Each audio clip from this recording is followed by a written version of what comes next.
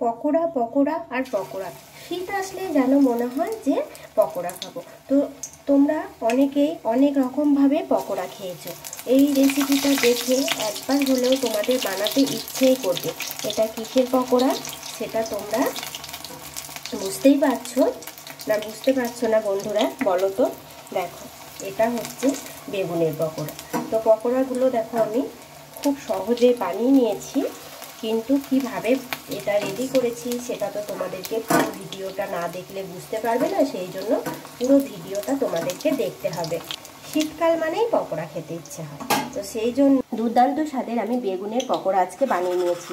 হয়তো অনেকের কাছে অনেক রকম জিনিস থাকে না, সেই জন্য এখন তো শীতের সময় বাজারে বেগুনও অনেক অনেক পরিমাণে পাওয়া যায়, আর বাড়িতেও থাকবে। সেই জন্য খুব সহজেই বেগুন দিয়ে পকোড়া আমি বানিয়ে নিয়েছি। ছোট থেকে বড় সকলের পছন্দ হবে, আর আশা করছি তোমাদেরও অনেক ভালো লাগবে। প্রথম থেকে শেষ পর্যন্ত ভিডিওটা দেখবে, আর এরকম করে দুর্দান্ত স্বাদের বেগুনের পকোড়াটা তোমরা বানিয়ে নিতে পারবে।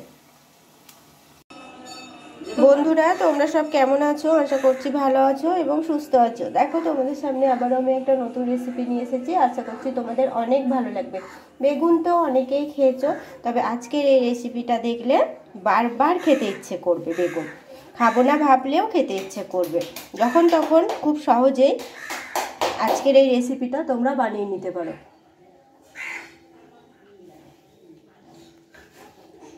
এখানে খুব সরু সরু করে আগে আমি বেগুনটাকে ধুয়ে নিয়েছিলাম, দিয়ে সরু সরু করে কেটে নিয়েছি, দেখতেই পাচ্ছ।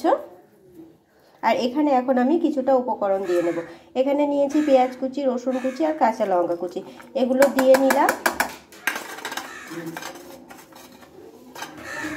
প্রথম থেকে শেষ পর্যন্ত ভিডিওটা দেখবে, তাহলে দেখবে অনেক ভালো লাগবে, আর একবার হলেও তখন বানাতে ইচ্ছে করবে। আর যারা বেগুন খায় না তারাও কিন্তু তখন বারবার খেতে ইচ্ছে করবে। দিয়ে নেব স্বাদ মতন লবণ, হলুদ গুঁড়ো, দিয়ে নেব 2 চামচ বেসন, কর্নফ্লাওয়ার দিয়ে নেব 2 চামচ। এবার এটাকে আগে আমি শুকনো অবস্থাতে হাত দিয়ে মেখে নেব ভালোভাবে।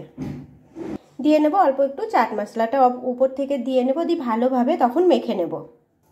শুকনো অবস্থাতে এটা আমি ভালোভাবে দেখো মেখে নিয়েছি আগে। তোমরাও ঠিক এইভাবে আগে মেখে নেবে।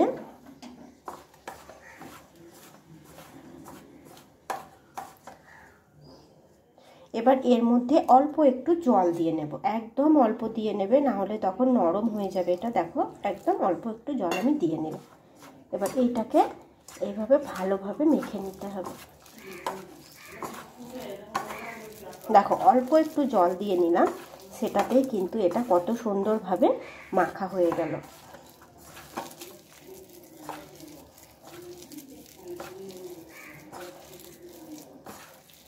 তোমাদের কাছে চাট মশলা যদি না থাকে, তোমরা একটু ভাজা মশলা এখানে দিয়ে নিতে পারো। এতে করে খেতে কিন্তু খুব খুব খুব ভালো লাগে। ছোটরা তো দেখো সবজি টবজি খেতে পছন্দ করে না, আর দিলেই কিন্তু নাক ছিটকেবে, মাম্মা আমি এটা খাবো না, এটা আমি খাই না, এইসব বায়না বাচ্চাদের থাকতেই পারে সব সময়তে। তো এইভাবে যদি কোনো কিছু বানিয়ে দেওয়া যায়, তখন কিন্তু ওরা আর বুঝতে পারবে না বা বলবে না যে এটা আমি খাবো না। তো দেখো হাতটা এখন আমি ভালোভাবে পরিষ্কার করে নেব। হাতটা পরিষ্কার করে নেব। হাতটা ধুয়ে ভালোভাবে আমি পরিষ্কার করে নিয়েছি।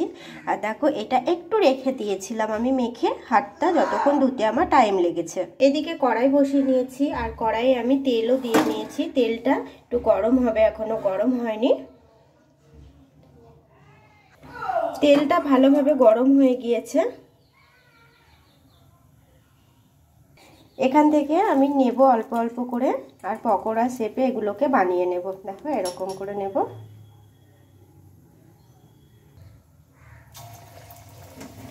এইভাবে তেলে দিয়ে নেব, গ্যাসের আঁচটা একটু কমিয়ে নেব, না হলে ওপর থেকে কালার চলে আসবে, ভেতরটা তখন আর অত ভালোভাবে ভাজা হবে না। বেশ কয়েকটা একসঙ্গে দিয়ে নেওয়া যাবে।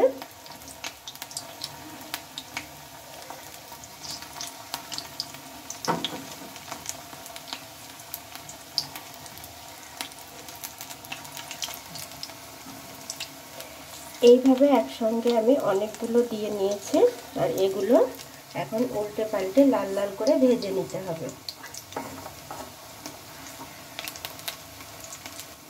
এগুলো এক সাইড দিয়ে হয়ে এসেছে, এবার এগুলো অপর সাইডটা উল্টে নেব।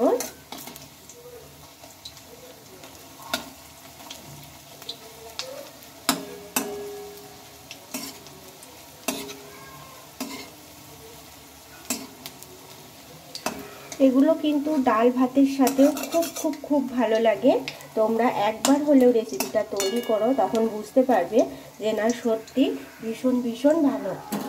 বেগুন তো অনেকে অনেকভাবে খেয়েছো, এইভাবে একবার বানিয়ে দেখো, তোমাদের অনেক ভালো লাগবে। ছোট থেকে বড় সকলের খুব পছন্দের একটা রেসিপি হয়ে যাবে। যখন তখন এটা তোমরা বানিয়ে নিতে পারো। যে কোনো তেলে ভাজা খেতে ইচ্ছে করছে, হাতের কাছে তেমন কিছু নেই, কিন্তু এখন তো বেগুন খুব পরিমাণে বাজারে চলে এসেছে, আর বাড়িতেও থাকে আশা করছি। তো তোমরা খুব সহজে এরকম করে বেগুন দিয়ে একটা পকোড়া রেসিপি তোমরা বানিয়ে নিতেই পারো। আর বললাম যে একবার নয়, তখন কিন্তু বারবার এটা খেতে ইচ্ছে করবে।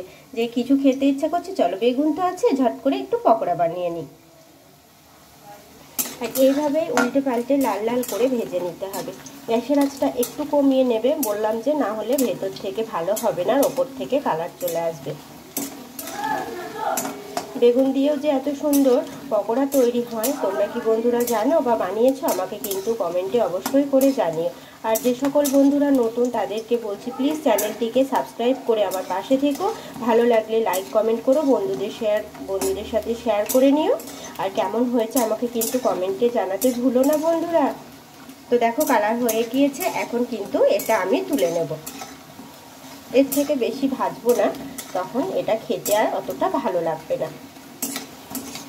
তো চলো এখন এগুলো তুলে নেব, বাদ বাকি যেগুলো আছে সেগুলোও ঠিক একইভাবে আমি ভেজে নেব। আবারও কয়েকটা বন্ধুরা আমি দিয়ে নিয়েছি, দেখো কয়েকটা তুলে নিয়েছি ভেজে, আবারও আমি কয়েকটা দিয়ে নিয়েছি। এগুলো কিন্তু অল্প তেলেই ভাজা হয়ে যায়, বেশি তেলের প্রয়োজন নেই। তোমরা অল্প একটু তেল দিলেই দেখবে এগুলো ভাজা হয়ে যাবে।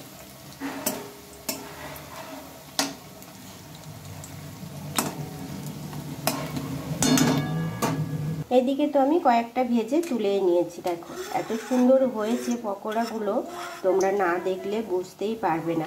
তার জন্য কি করতে হবে বন্ধুরা, একবার হলেও তো বাড়িতে বানাতে হবে, না হলে বুঝবে কি করে যে এটা খেতে কতটা সুন্দর হয়। তো খুব সহজেই কিন্তু এরকম করে বেগুনের পকোড়াটা তোমরা বাড়িতে বানিয়ে নিতেই পারো।